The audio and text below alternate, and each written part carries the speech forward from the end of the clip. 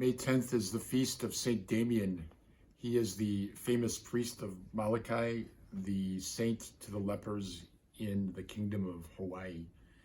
He came from Belgium, was ordained a priest, and early on in his priesthood went to the island of Molokai where lepers were just abandoned and lived in absolute appalling poverty and despair. And he spent the rest of his life serving them, creating a chapel, celebrating the sacraments, loving them, getting them the help that they need.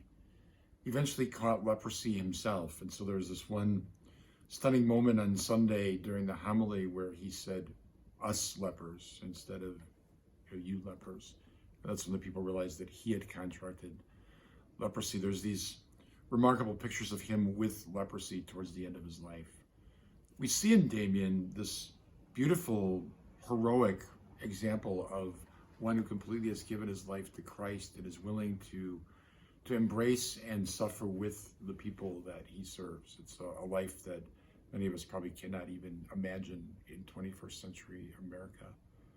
But at the heart of St. Damien's legacy is truly that gift of heroic charity, a charity that's willing to give of itself even unto death for the sake of the other, to bring people to Christ. That's really what Go Make Disciples is about. It's what we're seeking to do with Into the Deep, that we raise up an army of saints, men and women, young people, everyone, willing to give their lives for the sake of Christ in their own context and in their own way. So today, as we pray to St. Damien and ask him to intercede for us that our lives may be as heroic as his is, we ask for that movement of our hearts to be so generous and heroic. The only time I encountered lepers was in Jamaica. I went there in 1992 because one of my brothers was building houses for the homeless. And he was helping these nuns that ran a home for lepers. And so I went over there to do Mass. And I was a little nervous. I'd never been around lepers before. And the ones that came to Mass had lost their digits on their hands and feet, had disfigured faces. Afterwards, I took communion up to the rooms of those who were too unable to even walk to come down for Mass.